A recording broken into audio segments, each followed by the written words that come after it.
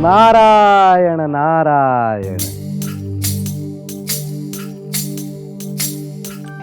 प्रणाम देवर्षि नारद। ये कैसा वरदान मिला है मुझे जो सही समय और सही स्थान पर पहुंच ही जाता हूं।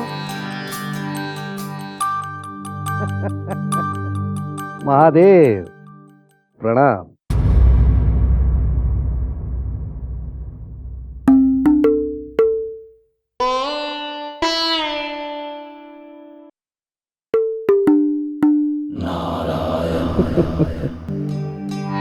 महादेव, कल तक जिससे छुटकारा पाने की बात कर रहे थे, आज स्वयं उसे ही अपने हाथों से उठाकर बड़े ध्यान से देख रहे हैं।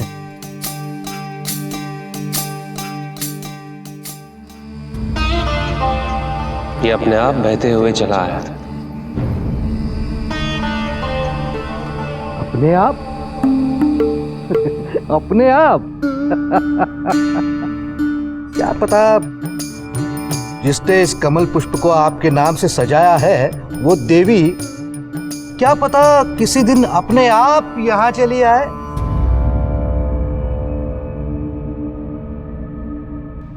अरे नहीं, ये फूल अपने आप नहीं आए, इसे लाया गया है। हाँ, और ये फूल ये लाया ये। अरे हाँ, तो ये बात बताना भूल ही गया। जब से प्रजापति दक्ष के भवन से तुम ये कमल पुष्प उठाकर यहाँ ले आए हो, तब से वहां हलचल मची हुई है। पहले तो प्रजापति दक्ष ने अपनी प्रजा और सती के सामने अपना शक्ति प्रदर्शन किया, और उसके पश्चात अब महासभा बुलाई गई है। चंद्र, इंद्र, सप्तर्षि सब आ रहे हैं। अवश्य कुछ महत्वपूर्ण होने जा रहा है, और इसका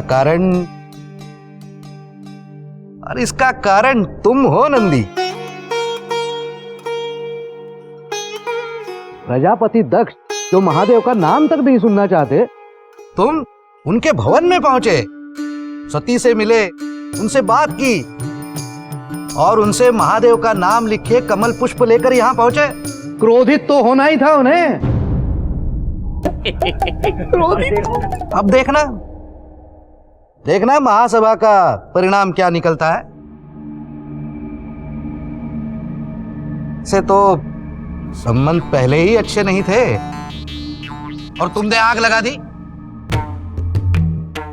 नंदी को मेरी बहुत परवाह है देवर्षि, बहुत प्रेम करता है ये मुझसे। इसको लगा कि जिन पंखुड़ियों पर मेरा नाम लिखा है उन्हें फेंका कैसे जा सकता है। बस इसीलिए अपने साथ ले आया। सत्यवचन महादेव। निस्संदेह नंदी आपका सबसे बड़ा भक्त है। परंतु महादेव, महासभा का क्या?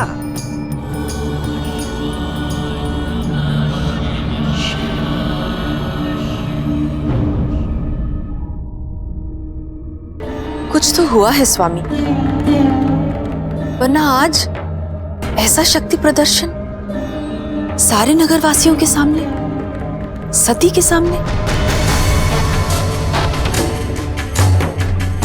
और फिर इस महामंडल की घोषणा। क्यों स्वामी? प्रजापति, मैं भी आपसे यही पूछना चाहता था कि नंदी का यहां आना और ये महासभा, क्या इन दोनों का कोई संबंध है? कदापि नहीं। बहुत लंबे समय से महामंडल की बैठक नहीं हुई। मैं ये जानना चाहता हूं कि संसार में सब कुछ सकुशल है या नहीं है। यदि नहीं है तो हमें क्या करना चाहिए, इस पे विचार विमर्श करने के लिए इस बैठक का आयोजन किया गया। यही कारण है ना स्वामी? बिल्कुल। वसंत उत्सव के बारे में तो हम सब भूल ही गए। कब आयोजित करना है स्वामी? इंद्र, चंद्रमा और सप्त ऋषियों से महामंडल के आयोजन पर विचार विमर्श करने के पश्चात ही वसंतोत्सव के बारे में मैं कुछ निर्णय ले पाऊंगा।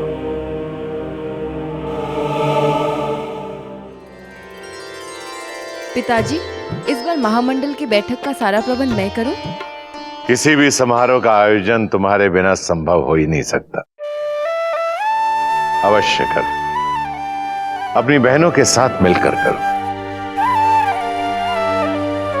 अरे हां, बहनों से याद आया, मैंने अमात्य से कहा था कि इंद्र, चंद्रमा और सप्तऋषियों को बुलाने के लिए, ताकि मैं उनसे महामंडल के बारे में विचार विमर्श कर सकूं। और देखना, चंद्रमा को जो निमंत्रण जाए उसमें यह स्पष्ट हो कि रोहिणी और रेवती अवश्य साथ में आए, अन्यथा मेरी दोनों पुत्रियां मुझसे रूठ जाएंगी। तब तो बड़ा ही आनंद आने वाला है। हम सभी बहनें कितने दिनों बाद एक साथ होंगी।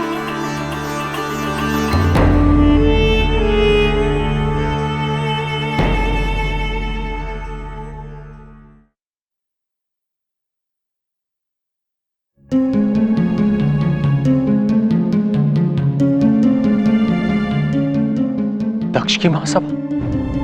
अब किस लिए? प्रणाम महर्षि। प्रणाम महर्षि दत्त जी। महर्षि कुछ चिंतित लग रहे हैं। प्रजापति का निमंत्रण है महासभा के लिए। आप तो जानते हैं, पिछली बार शिवलिंग को हटाने का प्रयास किया गया था। महासभा, यह महासभा के नाम पर प्रजापति का और एक षड्यंत्र। मेरे सामने एक दुविधा खड़ी हो गई। एक तरफ है हमारे महादेव, जिन्हें हम पूजते हैं, और दूसरी ओर प्रजापति दक्ष, जो केवल इसी प्रयास में लगे रहते हैं कि महादेव से कैसे उनका ईश्वरत्व छीन सके।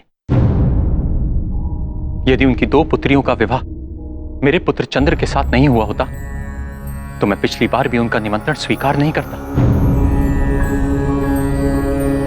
इस बार मैं अपने स्थान पर चंद्र को भेज दूंगा। नहीं, चंद्र को नहीं, आप ही जाइए। पता नहीं वहां क्या हो। किंतु अनसुईया, हमारे पुत्र को अपने दायित्व का निर्वाह कभी तो करना होगा।